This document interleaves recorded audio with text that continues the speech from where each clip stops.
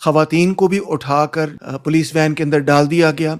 तकरीर करने जा रहे थे, हमारा तो कोई वो डिमांड मसला तो था ही नहीं। वो लोग जो खैर का पैगाम लेकर आ रहे हैं, अमन का पैगाम लेकर आ रहे हैं, रवादारी का पैगाम लेकर आ रहे हैं, उनके आप घरों पे रेडे कर रहे हो, उनको बाद में उस जगह पे जिस तरह मारा वो भी हम सब ने देखा।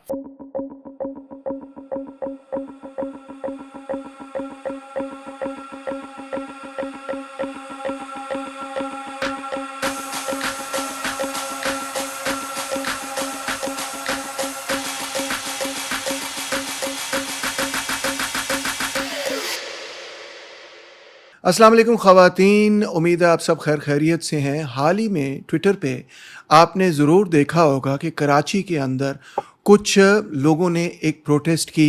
इन लोगों का बाएं बाजू से ताल्लुक़ था और आपने गौर किया होगा कि इन लोगों को खूब मार पड़ी। ख़वातीन को भी उठाकर बस वो उसके अंदर पुलिस वैन के अंदर डाल दिया गया, मर्दों को भी डाला गया, लोगों को अरेस्ट किया गया। सैफ समेजो को भी अरेस्ट किया गया, जो कि आप जानते हैं सिंध के बहुत नामवर, बल्कि पाकिस्तान के बहुत नामवर मौसीकार हैं, और बहुत सारे इंटेलेक्चुअल्स, सिविल सोसाइटी एक्टिविस्ट और मुख्तलिफ और लोगों को आपने देखा कि पुलिस ने बुरी तरह से ज़द-ओ-क़ौफ़ का निशाना बनाया। उसके बाद उनके ख़िलाफ़ FIR भी काट दी। मगर लाजमी आपने उस फुटेज में देखा होगा कि एक ऐसे शख्स भी थे जिनके बड़े बड़े बाल थे और जो कि इस पूरे एहतजाज के दरमियान एक दफ़ा नहीं, दो दफ़ा नहीं, तीन दफ़ा नहीं, चार दफ़ा, तकरीबन 5 दफ़ा मुख्तलिफ एंगल से उन्होंने पुलिस के से वो गुत्थम गुत्था थे। पुलिस ने उनको काफ़ी ज़द-ओ-क़ौफ़ का निशाना बनाया। उनकी वाइफ को भी उठा के अरेस्ट किया, आलिया बख्शल को अरेस्ट किया। मैं बात कर रहा हूँ हमारे अवामी वर्कर्स पार्टी के जनरल सेक्रेटरी, जो कि लेफ़्ट डेमोक्रेटिक फ्रंट के भी लीडर हैं, कॉमरेड बख्शल तलहो की, जो कि हमारे साथ आज मौजूद हैं, और हम उनसे जानना चाहेंगे कि वो किस चीज़ के लिए प्रोटेस्ट कर रहे थे और फिर उनके साथ ये सलूक क्यों हुआ और कैसे हुआ। अस्सलाम वालेकुम बख्शल, कैसी तबीयत आपकी? वालेकुम, मैं बिल्कुल ठीक हूँ, आप ठीक हैं सर? इतनी मार खाने के बाद भी आप कह रहे हैं कि आप बिल्कुल ठीक है, ये भी बड़ी ताज्जुब की बात है मेरे दोस्त।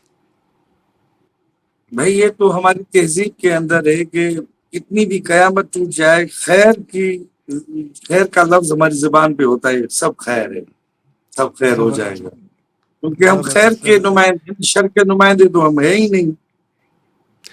यही शायद तलब, खैर की तलब ही आपको मजबूर करती है कि आपने जो कराची के अंदर प्रोटेस्ट ऑर्गेनाइज़ किया, जो कि गालिबन डॉक्टर शाहनवाज़ के हवाले से था। तो इस पर थोड़ी सी रोशनी डालिए कि ये प्रोटेस्ट आखिरकार आपने क्यों ऑर्गेनाइज़ किया और इसके क्या मुतालबात थे? 19 तारीख को ये हुआ था तय के ब्लास्फेमी के हवाले से सरफेस हुई थी कुछ एलिगेशंस डॉक्टर शाहनवाज के खिलाफ। 20 तारीख को उसकी गिरफ्तारी हो गई और 21 तारीख को वो एक फेक इनकाउंटर में उसको मार दिया गया, एक इल्जाम लगा के मजहबी हवाले से ब्लास्फेमी। बाद में सिंध गवर्नमेंट ने भी कहा, मजबूर हुई, क्योंकि वहां पे सिंध की जो मज़ाहिमत तारीखी तौर पे, सकाफती तौर पे वो बहुत बड़ी रही है। और वैसे भी हमारा मानना है कि सकाफती जंग जो है वो बाएं बाजू की जीती हुई जंग है, उसका सिर्फ दावा करना है। किसी भी राइट विंग ग्रुप को, पार्टी को, इवन स्टेट को ये ताकत नहीं है, इवन ईरान को ताकत नहीं है कि हाफिज शिराजी को, रूमी को खत्म कर सके। भले पावर भी आ जाए रिलीजियस लोगों के पास, या एक थियोक्रेटिक स्टेट भी बन जाए, तो भी वो समाज की ताकत बहुत पुरानी और बड़ी है। तो सिंध में तो वो रही, तो वहां पे लोग पहुंचे 21 तारीख को, और हालत तो ये थी ना कि मुसलमान उस लाश को जलाना चाह रहे थे और एक हिंदू जो था वो उसको बचाना चाह रहा था। तो वहां पे सिंध के आम लोग, इंडिजिनियस लोग, फनकार, एक्टिविस्ट सब शामिल हुए और उन्होंने वहां पे उसकी जनाजा नमाज भी अदा की। 25 तारीख को एक और वहां पे अवामी जलसा हुआ जिसको लीड किया, या जहाँ पे जिन्होंने मेन किरदार अदा किया, सिंधु नवाज थी, गांगरू, आलिया बख्शल थी, और वहीं पे उन्होंने कराची के में भी एक रवादारी मार्च का फैसला किया था। उसके बाद फिर जिस तरह स्टेट और स्टेटस को या फेडरल या प्रोविंशियल गवर्नमेंट सब सेम ही गेम खेलती है, ये پھر کسی رائٹ ونگ کی تنظیم کا اعلان آ جاتا ہے بعد میں. یہ اعلان ہو چکا تھا 15 دن پہلے تھا, دعوتیں دینا شروع ہو گئی تھیں اور ایک پرامن مارچ تھا, اور اس کی ڈیمانڈ ہی امن تھا کہ رواداری ہو اور امن ہو. اور میں اس کی ڈیمانڈس پہ بھی آتا ہوں. اس کی ڈیمانڈ ڈاکٹر شاہ نواز کے قاتلوں کی گرفتاری کا تھا, اور جو سہولت کار تھے جنہوں نے اس معاملے کو اکسایا تھا, مذہبی رنگ دیا تھا, ان کا تھا. جنہوں نے اس لاش کی بے حرمتی کی, اس کو دفن ہونے تک نہیں دیا گیا تھا, ان کا تھا. اور یہ تھا کہ بھائی مذہب کے نام پہ, کرائم کے نام پہ, سیاست کے نام پہ سویلینز کو اٹھا کے عدالت سے ماورا قتل کرنے کی پالیسی بند کرو. یہ آپ دیکھ رہے ہیں مسنگ پرسنز کے والے سے بھی ہم نے یہی دیکھا.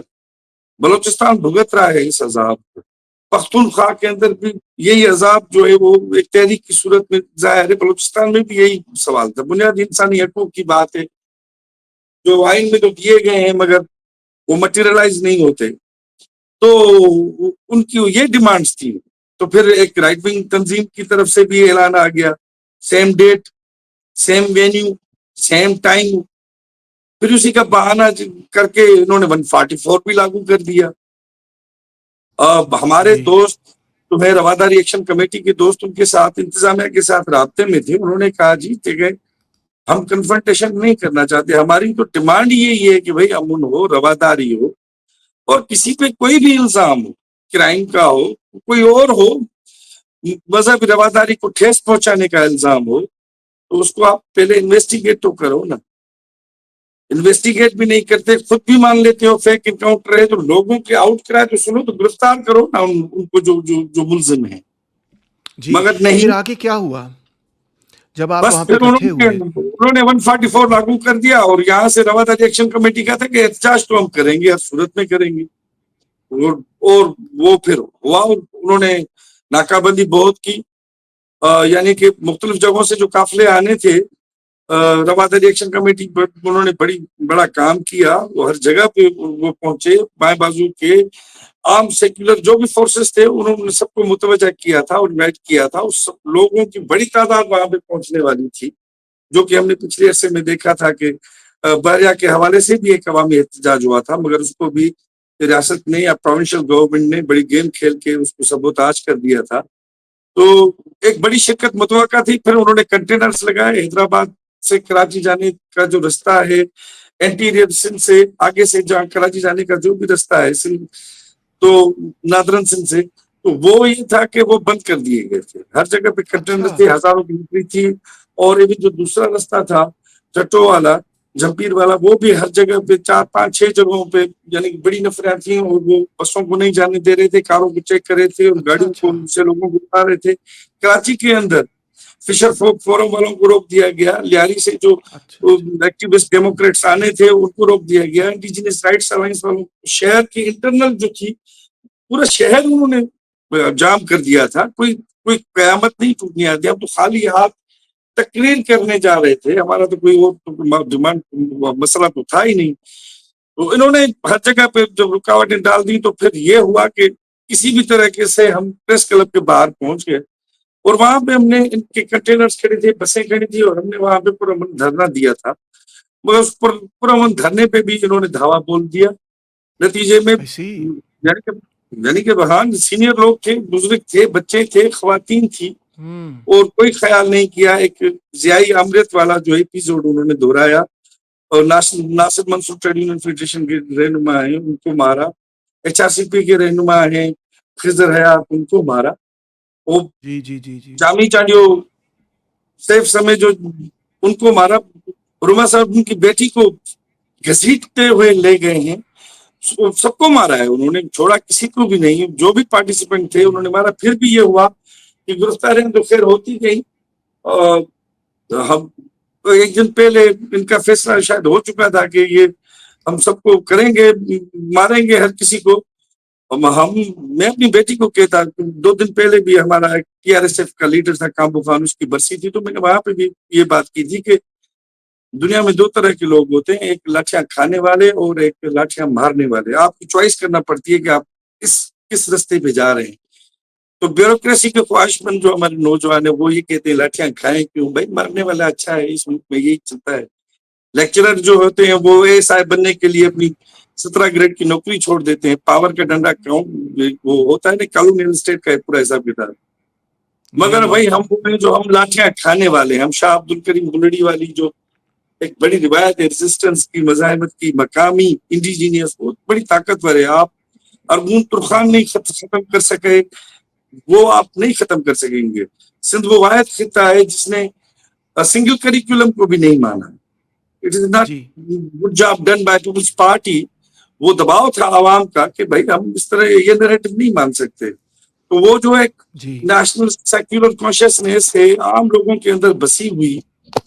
لطیف ہمارا ایک ریزسٹنس کا شاعر ہے, وہ عام آدمی ان پڑھ آدمی بھی اس کو برزبان یاد رکھتا ہے.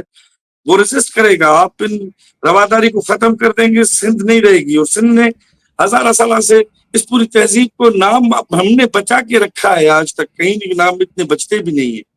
تو اتنا آسان نہیں ہے. تو وہ جو بھی ہوا, پھر گرفتاریاں ہوئی, پھر بار کے دوست پہنچے, صحافی تھے, اور ہر طرح سے عوام دوست سیکولر قوتیں سپورٹ کر رہی تھیں. جو نہیں بھی پہنچ سکے تھے انہوں نے اپنی اپنی جگہوں پہ دھرنے دیے. اور جو دھرنے بھی نہیں دے سکتے تھے عام آدمی, عام لوگ, تو وہ ہمیں مورلی سپورٹ کر رہے تھے سوشل میڈیا کے ذریعے یا کسی بھی طریقے کے ذریعے. تو وہ بہت ہے انف ہے. یہ بتائیں کہ اس وقت آپ کے خلاف کوئی FIRs بھی کاٹی ہیں پولیس نے یا وہ ختم کر دی گئی ہیں؟ نہیں, FIR تو انہوں نے کاٹی ہے. FIR تو بالکل کاٹی ہے. اور یہ ہے کہ وہ چلتا رہے گا. کیا معاملہ ہے اس کا. کامریڈ عمار, آپ بھی اس پہ کچھ گفتگو کریں اور بخشل سے بھی کچھ سوال کریں, کیونکہ میرے لیے تو بڑی یہ المیے کی بات ہے کہ جو لوگ امن چاہتے ہیں ان کو ڈنڈے پڑتے ہیں, اور جو لوگ یہ کہتے ہیں کہ اس کو مار دو, اس کو مار دو, اس کو جلا دو, ان کو تو پیسے ملتے ہیں کہ آپ گھر چلے جائیں یا گھر سے ادھر آ جائیں یا ادھر چلے جائیں. تو یہ کیا ماجرا ہے؟ کچھ آپ اس پہ روشنی ڈالیں اور بخشل سے بھی کچھ سوال کریں. Thank you. میں بس اس بات پہ حیران ہوں کہ آپ اس بات پہ حیران ہیں, کیونکہ یہ تو یہاں پہ آپ کو پتا ہے 77 سال سے ہو رہا ہے.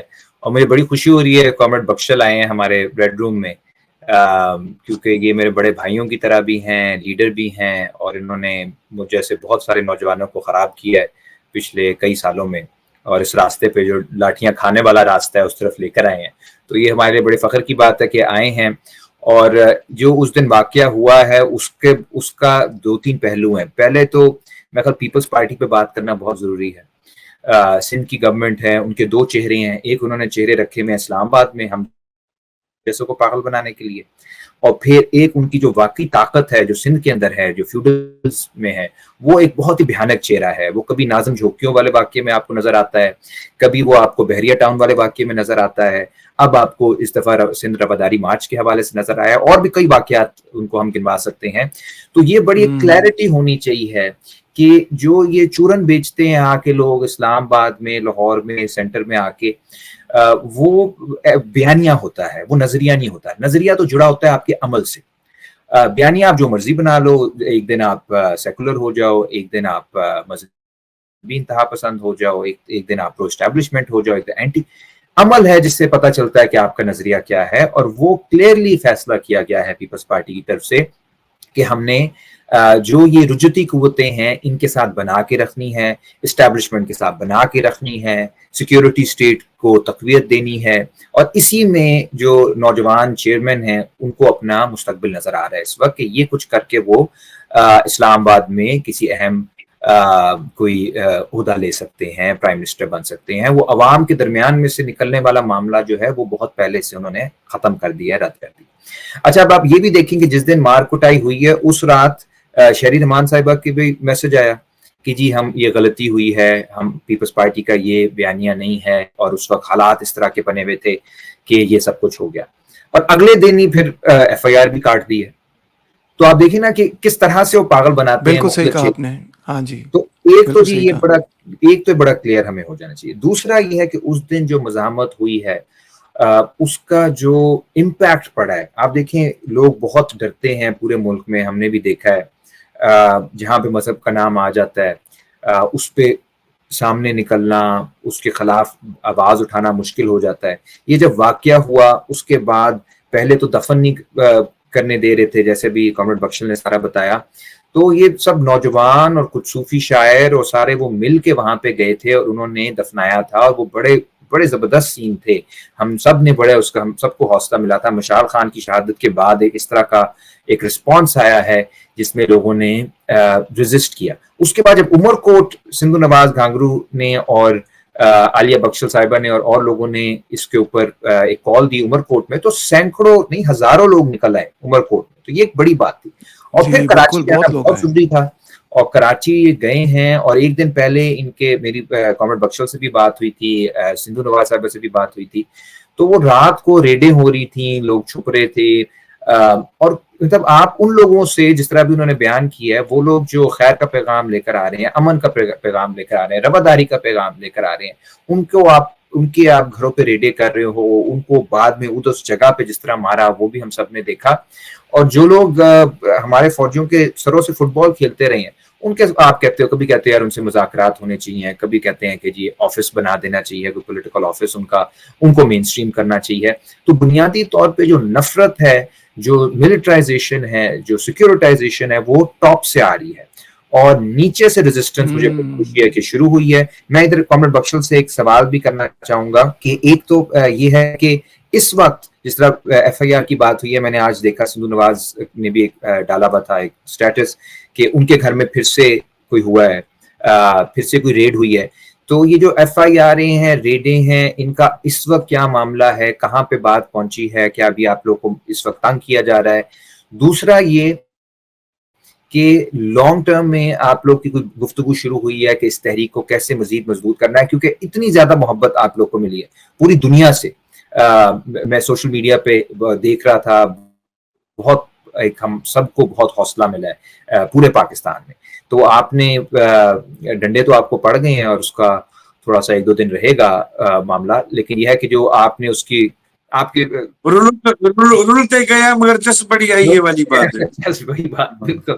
لیکن وہ جو وہ اس کا جو امپیکٹ پڑا ہے وہ کئی سالوں تک رہے گا. تو اس کے اوپر آپ کیا سوچ رہے ہیں کہ کس طرح سے آپ منظم آگے کریں گے اس تحریک کو، رواداری کو؟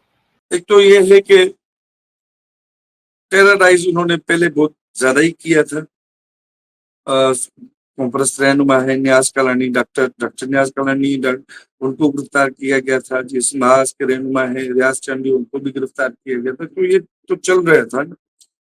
اور اب میرے خیال میں یہ ہے کہ ان کو کل بھی یہ بات ہو رہی تھی کہ پولیس یہاں تو نہیں آئے گی، کوئی دوست کہہ رہا تھا.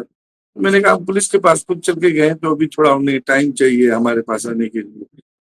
تو وہ تو کبھی اتنا معاملہ نہیں ہے، وہ جو لیگل پہلو ہے وہ تو بندہ ان کو دیکھ لے گا. سوال وہی والی بات ہے ہمارا جو آپ نے کی کہ کس طرح اسٹیٹ، نیو کالونیل اسٹیٹ جو ہے وہ انگریز کے دور کے قوانین اور انگریز کے دور کا ایک رویہ اپنے انڈیجینس اپنے لوگوں کا طرف ان کو بانٹنا، ان کو مذہبی فرقے واریت میں بانٹنا، ان کو نسل میں بانٹنا، ان کو برادریوں میں بانٹتے جاؤ ان کے اوپر حرام خور چھوٹے چھوٹے، پھر ان کے اوپر تھوڑے اور بڑے حرام خور، ان کے اوپر اور بڑے حرام خور.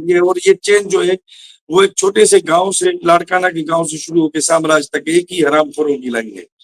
باقی پھر عوام ہے، عام عوام ہے جو مہنگائی میں بھی پستی ہے، جو ترقی ہو تو بدمنی، ترقی ہو تو اس کے نام پہ بھی در بدر ہوتی ہے، بدمنی ہو تو اس کے نام پہ بھی در بدر ہوتی ہے، اور اس کو پھر کوئی سیکیورٹی نہیں ہوتی. آپ جب بند کریں گے کسی سماج کو تو وہ سماج تو پھر پھٹے گا.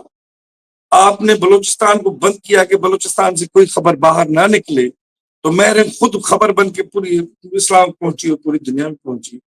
تو سندھ کو بھی آپ بند کر کے 4 جو ہے بیوروکریٹ، 4 جاگیردار اور 4 جو ہے وہ مذہبی جماعتوں کے لوگ آپس میں بیٹھ کے کریں گے، نہیں ہوگا ہضم آپ سے. یہ بہت بڑا وزن ہے. تو وہ کلچرل ریزسٹنس بہت بڑی ہے. تو سندھ روادار ایکشن کمیٹی کی جو بھی لیڈرشپ ہے، اور جس نے اپنے آپ کو ثابت بھی کیا کراچی کے اندر اپنی کمٹمنٹ اور کنسسٹنس کو، تو ہمیں پورے یقین ہے کہ وہ تمام سیکولر فورسز کو اکٹھے کریں گے، اور تمام ان لوگوں کو جو رول آف لا چاہتے ہیں اور ایکسٹرا جوڈیشل کلنگز کی. آپ دیکھیں نا، ہزاروں کے جو چوری کرنے والے ہیں، جیب کترے آپ جو ہزاروں کی چوری کرتے ہیں ہماری جیب سے، ان کو آپ گھٹنوں میں گولی مارتے ہیں, ان کو سر میں گولی مارتے ہیں. ہاف فرائی فل فرائی کا پورا نظام چلتا ہے ادھر, انہوں نے بربرت بنائی ہوئی ہے. دبنگ پولیس آفیسرز آ جاتے ہیں اور یہ کام کرتے ہیں. بیوروکریسی ان کا پورا کنسینٹ دیتی ہے, سسٹم ان کا پورا بنا کے اس طرح چلتے ہیں. سیاسی کارکنان بھی کبھی کبھار اس کا شکار ہو جاتے ہیں. تو آپ خربوں کو جو اربوں کے چور ہیں, جو خربوں کے چور ہیں, ان کو تو آپ سلوٹ کرتے ہو. تو آپ کا آئین کا صحیح قسم بات ہے. کہاں ہے؟ ہزاروں صحیح کے بات چوروں ہے. کو آپ, ہمارے عام لوگ بھی یہی کرتے ہیں, ان کو بھی سمجھنا چاہیے. چاہے وہ مذہب کا الزام ہو, چاہے وہ کرائم کا الزام ہو, چاہے وہ کسی سیاست کا الزام ہو, کسی بھی انسان کو آپ کسی پول کے ساتھ, تھمبے کے ساتھ باندھ کے تیلی لگا دیں, مار دیں. یہ پہلے بھی ہوا تھا کہ چوری کی شک میں جو ہے وہ 2 نوجوان جو سیلز مین تھے وہ چچر کالونی کراچی میں مارے گئے تھے, ڈاکو کے مارے گئے تھے. تو یہ پورا سیکیورٹی جی اسٹیٹ کا بالکل. بیانہ بنا کے اپنے ہی لوگوں کو دہشت گرد مان کے ان کے پیچھے پڑنا, چاہے وہ بلوچستان ہو, پختونخوا ہو, گلگت ہو, جیبی ہو, کشمیر ہو, عام پنجابی ورکر ہو, وسیب ہو, سندھ ہو, تو یہ کا یہی چلتا ہے. تو ان کو کاؤنٹر کرنے کے لیے جو یہ رواداری, کم از کم اس فرنٹ کے حوالے سے کہ بھائی رواداری پہ کوئی کمپرومائز نہیں ہے, ایکسٹرا جوڈیشل کلنگز پہ ہم کمپرومائز نہیں کرے گا, ویری سندھ کا گڈ. نوجوان نہیں کرے گا, سندھ کا رائٹر نہیں کرے گا, سندھ کا آرٹسٹ نہیں زبردست. کرے گا. یہ صرف کچھ سیاسی بائیں بازو کی تنظیموں کا سوال نہیں ہے, یہ صرف کسی قوم بالکل پرستوں صحیح. کا سوال نہیں ہے, یہ صرف کچھ سیکولر کچھ فورمز کا سوال نہیں ہے, یہ عام بچے سے لے کے بزرگ تک اس دھرتی کا سوال ہے. اور ہم یہ لڑائی لڑتے رہیں گے, اور یہ ہماری سب کی کٹھے کی ایک لڑائی ہے جو ہم نے لڑنی ہے. اس کا ایک ایپیسوڈ تھا, باقی تو جب تک کہ ریاست خود مذہب کو الگ کرے اپنے آپ سے, ریاست کا مذہب نہیں ہوتا. ہمارے ہاں تو ہر چیز انہوں نے مذہبی بنا دی ہے. یعنی کہ صحیح بات ہے. تاریخ کا کدو موضوع بھی سیکولر موضوع ہے, کدو بھی کدو تاریخ بھی بھی ہماری یہاں مذہبی ہو انہوں گیا نے ہے. اسلامی بنا دی ہے. بھائی تاریخ اسلامی ہوتی ہے کیا؟ شہد بھی اسلامی بنا دیا انہوں نے. یہ کیا جی آپ ہر چیز کو اس طرح بانٹتے چلے جاتے ہیں؟ تو وہ تو نہیں ہوگا, وہ تو ریزسٹ جی ہوگا اور کریں گے کسی نہ کسی شکل میں. تو وہ میرے خیال میں جوڑ لیں گے. روادار ایکشن کمیٹی کی لیڈرشپ جو ہے وہ تمام جی. ان گروپس کو, پارٹیز کو, فورمز کو, ایکٹیوسٹ کو, رائٹرز کو وہ جوڑ کے چلیں گے, اور وہ نمائندہ بالکل کرے صحیح. گی, ہم سب کی نمائندگی کرے گی. بالکل صحیح. کامریڈ جی, اس سلسلے میں میرا خیال ہے تمام بائیں بازو کے ساتھی رواداری کے پیغام کے ساتھ ہیں, اس کی تحریک کے ساتھ ہیں. اس اسکرین میں ہی بلکہ آپ مجھے بھی دیکھ رہے ہیں, میں مزدور کسان پارٹی کا جنرل سیکرٹری ہوں. آپ ساتھ ڈاکٹر عمار علی جان کو دیکھ رہے ہیں, وہ حقوق خلق پارٹی کے جنرل سیکرٹری ہیں, اور ان کے ساتھ بخشل تھلو کو دیکھ رہے ہیں جو کہ عوامی ورکرز پارٹی کے جنرل سیکرٹری ہیں. 3 جنرل سیکرٹری اکٹھے ہو گئے 3 بائیں بازو کی جماعتوں کے حوالے سے. آپ کو بھی بخشل میں یہ کہنا چاہوں گا کہ آپ نے بڑی بہادری دکھائی ہے, ہم آپ کے ساتھ. اور جس الفاظ میں آپ نے یہ بات چیت کی ہے, گرچہ جذباتی بھی ہیں مگر آپ کی دل کی آواز بھی ہے, اور یہ سب ہر بندے کی دل کی آواز ہے. اس کو اگر ہم تھوڑا سا, کیونکہ آپ بھی مارکسسٹ ہیں, ہمار بھی مارکسسٹ, میں بھی مارکسسٹ, تو اگر اس کو تھوڑا سا ہم نظریاتی ایک فریم ورک میں دیکھنے کی کوشش کریں, تو وہ جو ایک تھیسس تھا کسی زمانے میں کہ سرمایہ داری طبقہ کوئی نہ کوئی ترقی پسند کردار ادا کر سکتا ہے, یعنی کہ جس کو ہم کہتے تھے جی وہ نیشنل بورژوازی ہے جو کہ کوئی پروگریسو رول پلے کرے گی. تو وہ تو ایک زمانے میں یہ کہا جاتا تھا کہ اگر کوئی بادشاہت ہو یا فیوڈلزم کی باقیات ہوں وہ ان کو ختم کریں گی ایسی بورژوازی, ایسا سرمایہ دار طبقہ. مگر ہمار آپ بھی اس پہ روشنی ڈالیں, اور بخشل آپ بھی اس پہ روشنی ڈالیں کہ باقی جماعتیں تو ویسے ہی زیادہ دائیں بازو کی ہیں, جیسے پی ٹی آئی ہو یا جیسے کہ مسلم لیگ ہو. بہت سارے لوگوں کو یہ امید تھی کہ پاکستان پیپلز پارٹی شاید کوئی پروگریسو بورژوا رول, پروگریسو سرمایہ دارانہ رول پلے کرے گی. مگر میرا خیال ہے کہ اس واقعے نے شاید لوگوں کی آنکھیں کھول دی ہیں کہ نہ تو پیپلز پارٹی ایسا کوئی کردار ادا کر سکتی ہے, بلکہ شاید کوئی ایسا سرمایہ دارانہ طبقہ موجود نہیں ہے پاکستان میں جو کہ تاریخی اعتبار سے وہ ترقی پسند کردار ادا کر سکے, جس میں کم سے کم, جس طرح آپ نے کہا, رول آف لا تو نافذ کر دیا جائے, اور جو لوگوں کو اٹھا لیا جاتا ہے, مار دیا جاتا ہے, کہیں پہ ساڑ دیا جاتا ہے مذہب کے نام پہ, تو کم سے کم اس میں بھی اس میں تو کوئی कायदा पैदा किया जाए, कोई असूल पैदा किया जाए, वो तो इससे भी करने से कासिर नज़र आए। तो इस पे भी अमार आप भी रोशनी डालें और फिर बख्शल आप भी रोशनी डालें कि अगर कोई भी ऐसा सरमायादाराना तबका मौजूद नहीं रहा जो ये किरदार अदा कर सकता है, तो फिर समाज में वो कौन सी कुव्वत है, कौन सा तबका है या कौन सी कुव्वत है जो ये किरदार अदा कर सकती है? नहीं, बहुत अच्छा सवाल है। इसके ऊपर एक हमने पूरा एक पहली जो हमारी एपिसोड थी रेड रूम की वो की थी कि ये जो रियासत हम जिस तरह डिफाइन करते हैं और जिस तरह से कुछ जो दानश्वर है वो डिफाइन करते हैं उसमें फ़र्क है। दानश्वर कहते हैं कि जी ये एक रिपब्लिक है, ये पोस्ट कॉलोनियल रियासत है, ये इसके अंदर जी एक जमहूरी निज़ाम है, बेशक उसके अंदर बहुत मसाइल हैं लेकिन बुनियादी तौर पे एक हमें ख़ास तरह की एक डायरेक्शन में जा रहे हैं, उसके अंदर हमें कुछ अमेंडमेंट्स करनी है, पहली अमेंडमेंट, दूसरी अमेंडमेंट, 25वीं 26वीं पे अब हम पहुंच गए हैं, तो आहिस्ता आहिस्ता मामलात जो हैं वो ठीक होते जाएंगे। ये एक तरीका देखने का जो एक तरह से अमरीकी लिबरल का भी तरीका है अपने मुल्क को देखने का। एक तरीका फिर और तरीका है जो मार्क्सी तरीका है, जो हमारा तरीका है वो ये है कि उसमें दो पहलू हैं। एक हमने तबकाती नौयत देखनी है रियासत की और दूसरी हमने इसकी तारीखी नौयत देखनी है कि तारीखी तौर पे इस रियासत का क्या रोल रहा है।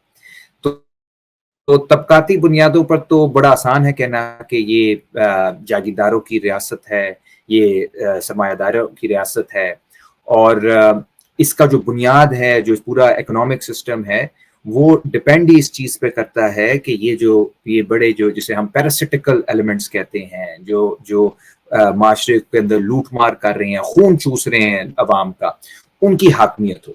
इसके साथ साथ जो बड़े तारीखी पैमाने में अगर देखा जाए जो रियासत यहाँ पे बनी वो एक कॉलोनियल रियासत थी और कॉलोनियल रियासत का पहला असूल ये होता है कि वो अपने अवाम को कीड़े मकोड़े समझते हैं और अगयार के साथ वो लॉयल होते हैं। वो बाहर जो बैठे होते हैं, जहाँ पे उनके बच्चों ने जाके पढ़ना होता है, जहाँ पे उनकी प्रॉपर्टीज होती हैं, उसके साथ वो लॉयल होते हैं। तो ये एक 18वीं सदी में जो यहाँ पे रूलिंग क्लासेस बनी, जिसको आज हम पाकिस्तान कहते हैं या पूरे बरसगीर के अंदर, वो बुनियादी तौर पे उसी कॉलोनियल स्टेट की पैदावार थी।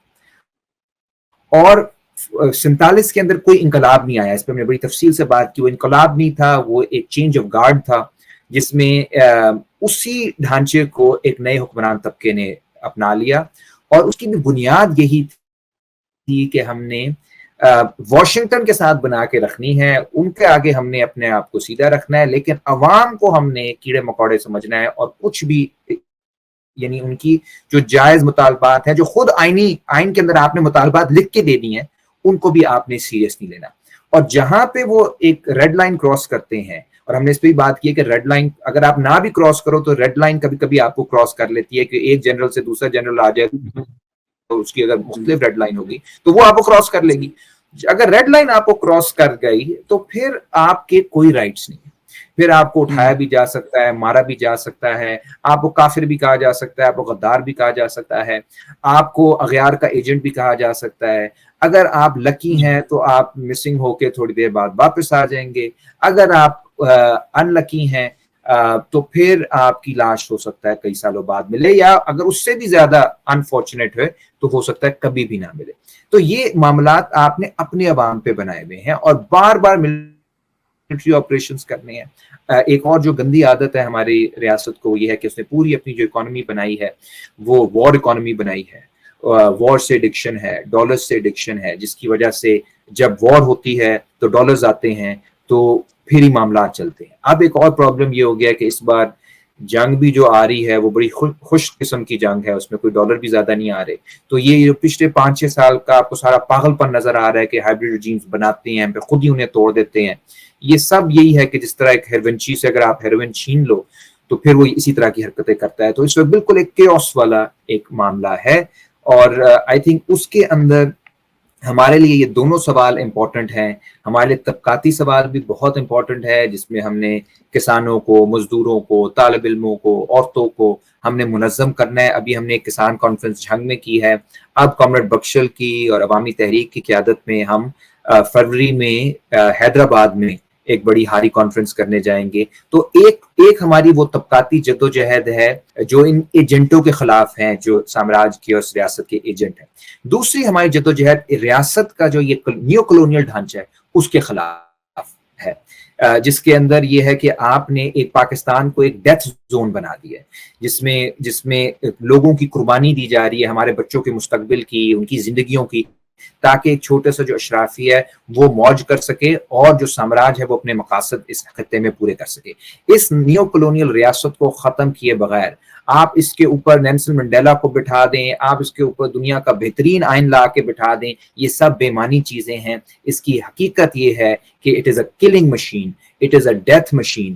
پاکستان کا جس کو ہم خطے کو پاکستان کہتے ہیں، یہ ایک ڈیتھ زون رہے گا جب تک اس ریاست کے بجائے ہم ایک عوامی ریاست نہیں بناتے. اور یہ کام وہی لوگ کر سکتے ہیں جن کا ایک پورا پرسپیکٹو ہو اس خطے کے حوالے سے بھی، اس ایک عالمی پرسپیکٹو بھی ہو، اور جن کا جو لگن ہو، ان کو محبت ہو، وہ اس دھرتی سے ہو اور یہاں پہ محنت کشوں سے ہو. اور وہ میرے خیال میں مارکسسٹ قوتیں ہیں، سوشلسٹ قوتیں ہیں جو جڑ کے یہ والی لڑائی لڑ بھی سکتی ہیں اور ایک دن جیت بھی سکتی ہیں. تو کامریڈ بخشل، آپ ہی سے اس پوڈ کاسٹ کا اختتام کرتے ہیں. آپ بھی اس پہ اپنی رائے کا اظہار کریں کہ یہ جو اس واقعے سے جو بڑے نتائج ہمیں پاکستان کے اعتبار سے اور مارکسی تھیوری کے اعتبار سے اور نظریے کا اطلاق پاکستان کے حالات کے حوالے سے کیا اخذ کرنا چاہیے؟ کیا واقعی کوئی ایسا حاکم طبقہ موجود ہے جو کہ ہمیں بہتری کی طرف لے جا سکتا ہے، یا یہ سارا سرا بھی عوام، مزدوروں اور کسانوں کے ہی کندھوں پر آنا ہے؟ آئیڈیالوجیکلی جب یہ سوال ہم کرتے ہیں اپنے آپ سے تو ہم سب لیننسٹ ہیں، مارکسسٹ ہیں، مگر یہ بھی ہے کہ لینن کی جو نیشنل بورژوازی کے حوالے سے جو اس کا آپٹمزم تھا، وہ میں سمجھتا ہوں کہ اس کے دور کے حد تک نیشنل لبریشن موومنٹس چل رہی تھیں اور اس کا ایک رول بنتا تھا. مگر 20ویں صدی کے مڈ کے بعد کا جو معاملہ ہے، جب اسٹیٹس کو نے اپنے ایک اور رنگ میں، گلوبل آرڈر نے اپنے آپ کو امپوز کرنا شروع کیا، تو نیشنل بورژوازی کا اس کے ساتھ کمپرومائز بنا ہے. تو اس نے اپنا پروگریسو جو اس کا کردار تھا، جو لینن ایکسپیکٹ کر رہا تھا، اس نے اس سے ہاتھ اٹھا لیا کہ وہ سوسائٹی اور اسٹیٹ کو جو ہے وہ کسی حد تک جو ہے وہ عوام دوست بنائے گا، فلاح کرے گا، لینڈ ریفارمز کرے گا، لوگوں کی زندگی میں کوئی خوشحالی آئے گی، کچھ امن ہوگا، رواداری ہوگی، سیکولرائز کرے گا اسٹیٹ سوسائٹی کو. وہ پروجیکٹ ختم ہو گیا. اب آپ اندازہ کریں کہ یہ پاور میں رہتا ہے، میں اس کا کوئی ایک نام تو اس کا ہے ہی نہیں، ٹھیک ہے، اور بغیر نام کے بھی آ جاتے ہیں. تو اس کا کردار دیکھیں کہ وہ لوگوں کو، پاکستان کی آبادی کو گن نہیں سکتا کہ کتنی ہے. سینسس پہ کسی بھی پولیٹیکل پارٹی کو اس کا ایگریمنٹ نہیں ہے. صحیح بات ہے. وہ لوگوں کو جو آپ گن نہیں سکتے تو ان کو آپ تعلیم کیا دو گے، پالیسی کیا بناؤ گے، صحت کیسے دو گے، روزگار کیسے دو گے، ان کو چھت کیسے دو گے؟ وہ نہیں ہے. We are not citizens yet, we are ابھی تک جو ہے ہم سبجیکٹس ہیں، رعایا ہیں، شہری نہیں بن پائے. تو بڑی مماثلت جو ہمارے سماجوں کی بنتی ہے، تو میرے خیال میں ہمیں فرینچ ریولیوشن زیادہ سکھاتا ہے، اس سے زیادہ سیکھنے کی ضرورت ہے. ہر ریولیوشن سے سیکھنے کی ضرورت ہے، مگر فرانسیسی انقلاب تو بہت زیادہ ہمارے قریب پڑتا ہے مجھے لگتا ہے. خیر، تو میں تو کوئی رول نہیں دیکھتا جی، وہ تو معاملہ ختم ہو گیا تھا، انہیں دنوں میں ختم ہو گیا تھا کہ تمام ان کلاسز کا جو رول ہے وہ ری ایکشنری ہے. وہ رائٹ ونگ کے ساتھ جڑتا ہے اور ری ایکشنری فورسز کو اسٹرینتھن کرتا ہے اور پروگریسو فورسز کو سنپ ڈاؤن کرتا ہے، مارتا ہے، کچلتا ہے. وہ یہی ہے کہ ہماری پوری بائیں بازو کی ہسٹری پاکستان کے اندر ایک پنکچرڈ ایوولوشن ہے. اور میں کہتا ہوں کبھی کبھار ہمیں انہوں نے بڑی کوشش کی کہ گجنی عامر خان بن جائے اور 15 سیکنڈ کے بعد ہمیں کوئی میموری ہماری نہ بچے، مگر وہ اس میں کامیاب اوئے ہوئے یا ہوئے نہ ہو. ہوئے، ان کی کیا کوشش محاورہ یہی دیا ہے. آپ نے، ہاں، وہ کرتے زبردست. یہی ہے. تو جہاں تک پیپلز پارٹی، ہمارے نے بالکل صحیح بات کی، پیپلز پارٹی یہی ہے، اس کا رول یہی ہے. وہ وسیب میں اپنا پروگریسو فیصلے کے جاتی ہے، پنجاب میں اپنا پروگریسو فیصلے کے جاتی ہے، مگر یہاں پہ وہ ایک پاور ہے اور ری ایکشنری فورس ہے، اور ہر جگہ پہ ہے. چہرہ کیا ہے؟ کبھی بھی کوئی اپنے آپ کو کہے کہ جی میں بڑا پروگریسو ہوں. اور ہمارے یہاں تو ہم نے تو پنجاب میں بھی دیکھا ہے کہ ایک پاور کاریڈور کی پارٹی جو اقتدار سے باہر تھی وہ اینٹی اسٹیبلشمنٹ تھی، وہ پاور میں آ جاتی ہے تو پرو اسٹیبلشمنٹ ہو جاتی ہے، اور جو پرو اسٹیبلشمنٹ تھے، جو برا جمان تھے تخت پہ، وہ جب روڈ پہ آتے ہیں تو وہ اینٹی اسٹیبلشمنٹ پہ تھے. تو ہمیں تو ان کی گیمز کا عام آدمی کو تو پتا ہے کہ وہ کیا ہو رہا ہے، تو وہ تو پھر کوئی گھومتے اور جاتے ہیں فورس گھومتے چاہیے جاتے ہیں ہوگی، گھومتے جاتے ہیں. وہ پھر کوئی اور فورس صحیح. چاہیے ہوتی ہے. وہ عام لوگ ہیں، جس طرح پنجاب میں بھی ابھی آج طلبا کے حوالے سے عام شاگرد باہر نکلے، تو ہر جگہ پہ بھائی اس طرح نہیں، آپ کیڑے مکوڑے سمجھ کے نہیں چلا سکتے. پیپلز پارٹی کی کسی دور پہ صرف کے جاگیرداروں کی مجبوری تھی کہ وہ پیپلز پارٹی میں شامل ہوں تاکہ اپنے طبقاتی مفادات کا تحفظ کر سکے. مگر آج جاگیردار مجبوری بن گئے ہیں پیپلز پارٹی کی، تو وہ پری ڈامیننٹلی ایک اسٹیبلشمنٹ سے کمپرومائز کرنے والی اور مکھیہ پرستی کرنے والی اور فیوڈلز کی نمائندگی کرنے والی، اور جو فیوڈلز کی نمائندگی کرے گی وہ لازمی طور پہ لینڈ ریفارمز کہاں کرے گی، وہ ایس آئی آر سی جیسے پروگرام پہ کنسنٹ دے گی، وہ جو ہے عرصہ ایکٹ میں بھی جو ہے وہ تباہی کرے گی. بھائی یہ اس تہذیب کے ہم باسی ہیں، یہ دریا ہم کو بچانا ہے، یہ زمینیں مقامی لوگوں کی ہیں. اس کو واہ. یعنی آپ اندازہ کریں کامریڈس کہ سندھ کے اندر اور بلوچستان کی صرف 2 مثالیں دے رہا ہوں، صورتحال وسیر کی بھی ہے، پنجاب کے اندر بھی ورکنگ کلاس کی حالت ہر جگہ پہ اس کی حالت خراب ہے. عام متوسط طبقہ بھی جو ہے بجلی کے بل افورڈ نہیں کر سکتا. آپ آئی ٹی پیز پہ اور تمام ان چیزوں پہ پروگرام کرتے رہیں. سندھ کی 50% جو دیہی آبادی ہے وہاں پہ 72% لوگ میل نیوٹریشن کا شکار ہے. پنجاب میں جو ہے یہ واہ 85% پہ چلا جاتا ہے وہ فوڈ انسیکیورٹی میں. مگر ہمارے حکمرانوں کو پریشانی یہ ہے کہ عرب ممالک جو ہیں ان کو ٹھیکے پہ ہم دیں گے، زمینیں قبضے کریں گے. پہلے روڈوں کی حفاظت کرتے تھے، اب زمینوں کی حفاظت کریں گے، اور 40 لاکھ ایکڑ کا انہوں نے فیصلہ کر کے اور دریا سے بھی 6 اور کینال نکال کے وسعت کی تباہی کر رہے ہیں. ہماری بھی تباہی کا ہر جگہ پہ یہی ان کا یہ ہے کہ 13-12 لاکھ زمینیں لیں گے. نہیں ہوگا یہ. تو یہ جب تک ہم اپنے ریسورسز کو اپنے مقامی لوگوں پہ خرچ کریں، ان کی فلاح و بہبود پہ خرچ کریں، ایک عوام مسئلہ کسی جس طرح ہمارے نے کہا ایک بندے کو لانے کا نہیں ہے. حکمران طبقے سے کسی ایک کو ہٹا دو، کسی دوسرے کو ہٹا دو، چور پولیس گیم والا بہت ہو چکا. مسئلہ اسٹرکچرل ہے، اس ملک کی معیشت کے ساتھ، اس ملک کی سیاست کے ساتھ، اس ملک کی نظریاتی ساخت کے ساتھ جو قوموں کو نہیں مانتی، اور ریاست کو جو ہے وہ مذہب کے ساتھ نتھی کر دیتی ہے. آپ ہر شہری کے کا کنسنٹ اور اس کی ذمہ داری، اس کی فلاح و بہبود کی ذمہ داری ریاست کی ہے. اگر یہ ریاست نہیں کرتی تو ریاست کرمنل ہے، لوگوں کو کرمنلائز کرنا والا معاملہ جو ہے وہ بند ہو جائے گا. تو یہ پورا نیکسس ہے پورا گلوبل. میں پاکستان کے حکمران اشرف ہے کی صرف بات کر رہا تھا، تو وہ رول ان کا نہیں ہے، چاہے اس کا نام کوئی بھی ہو. میں نے صرف پیپلز پارٹی کا تھوڑی بہت بات کی، باقی تمام جماعتیں، رائٹ ونگ کی جماعتیں، مذہبی جماعتیں بھی، روٹی کپڑا آج فیس فیس سب کہہ رہے ہیں. آج رائٹ ونگ کی جماعتیں بھی، اور ہمارا پرائم منسٹر بھی فیس دہراتا ہے. مگر فیس کا فلسفہ تو یہی تھا کہ بھائی ذاتی ملکیت کا خاتمہ ہو. کچھ فلاح نہیں صحیح کر بات سکتے ہے. ذاتی ملکیت کا فائدہ خاتمہ، تو اپنے لوگوں کو کم از کم جو وہ روٹی اگاتے ہیں اپنی زمین پہ اپنے پانی سے، اس کا تو وہ حق بنتا ہے. آپ دے نہیں سکتے، چھینے بھی نہ. آج تک ہم صحیح خود ہی بات ہے. چلتے ہیں، سیلف سفیشنسی سے ہمارے گاؤں چلتے ہیں، ہسٹری ہے ہماری. ریاستیں صحیح اوپر بات اوپر ہے. کسی اور کی ہوتی تھی، غاصبوں کی ہوتی تھی، باہر سے آتے تھے، سینٹرل ایشیا سے آتے تھے، کہیں اور سے آتے تھے. مگر عوام جو ہے وہ اپنا گزارا کر لیتا تھا، شیئرنگ ہوتی تھی، پیار محبت سے رہنے والے لوگ تھے. تو وہ آپ نے پورا تباہ کیا ہے اس پوری تہذیب کو، اور وہ تہذیب آپ کے ساتھ آخر تک لڑے گی. یہاں کا مقامی آدمی بھی لڑے گا اور ہم سب لڑیں گے، اور یہ ہماری کٹھی جدوجہد ہے. اب یہ بات اگر یقین نہ ہو، بہادری کامن کوئی ایک لمحے کا نام نہیں ہے نا، یہ یقین اگر تاریخ پہ نہ ہو، بائیں بازو کی مزاحمت پہ نہ ہو، اپنے آپ جیسے دوستوں پہ نہ ہو، تو یہ پھر لڑائی بھی نہیں بنتی. اور یہ چلے گا کوئی ایک معاملہ تو ہے نہیں، ایک سنڈروم بن چکا ہے. مسائل ہی مسائل زبردست ہیں. ہم اس کی جڑ صرف ریاست زبردست کے کردار پہ بات کر رہے ہیں. Thank you. Thank you. زبردست زبردست. ناظرین، آپ نے گفتگو سنی کامریڈ بخشل تھلو کی اور ڈاکٹر عمار علی جان کی، اور خاص طور پہ کامریڈ بخشل آپ کا مشکور ہوں کہ ایک حوالے سے آپ نے لینن کے تھیسس کے حوالے سے بھی بات کی کہ اس تھیسس کو بھی اب 100 سال ہو گئے ہیں. ظاہری بات ہے کہ وہ 100 سال پہلے جو چیز ویلڈ ہے، جدلیات بھی ہمیں یہ سکھاتی ہے کہ وہ 100 سال بعد تو ویلڈ نہیں رہے گی، چیزیں تبدیل ہوتی رہتی ہیں. اس پہ آپ نے نہ صرف بڑی خوبصورتی سے گفتگو کی، بلکہ اس کے ساتھ ساتھ آپ نے جو یہ بات کی کہ در حقیقت یہ نظام اب اتنا فرسودہ ہو چکا ہے کہ اگر ہم نے اپنی تہذیبی روایات بھی بچانی ہیں اور اپنی تہذیب کے تسلسل کو قائم رکھنا ہے تو پھر ہمیں ایک بہت بڑی سنجیدہ Structural تبدیلی changes کرنی کرنی ہوگی. اسٹرکچرل چینج چاہیے ہوگا، اور اس کو جس طرح سے آپ نے ڈسکرائب کیا، ہم تو اس کے لیے موٹے موٹے انگریزی کے لفظ استعمال کرتے ہیں کہ سوشلزم ہونا چاہیے، مگر جس عوامی انداز میں آپ نے اس کو بیان کیا کہ یہاں کے وسائل جو ہیں وہ عوام کے پاس ہونے چاہیے. تھینک یو باقی سو جہاں مچ.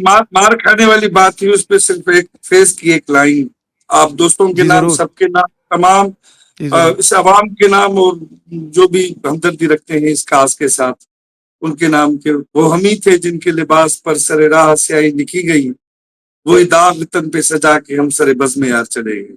Thank you. Thank you so much بخشل، بہت بہت زبردست. اس کے بعد کوئی ناظرین گنجائش نہیں رہی بات کرنے کی، ماں سوائے اس کے کہ بخشل تھلو کا شکریہ ادا کروں، ڈاکٹر عمار علی جان کا شکریہ ادا کروں. اور اگلے ایپیسوڈ میں ہم بات کریں گے ایک تو جو پشتون قومی جرگہ ہوا ہے اس کے حوالے سے، اور دوسرا اس کے ساتھ ساتھ جو پنجاب لاء کالجز کے اندر طلباء کا احتجاج ہوا ہے اس پر بھی بات چیت رکھیں گے.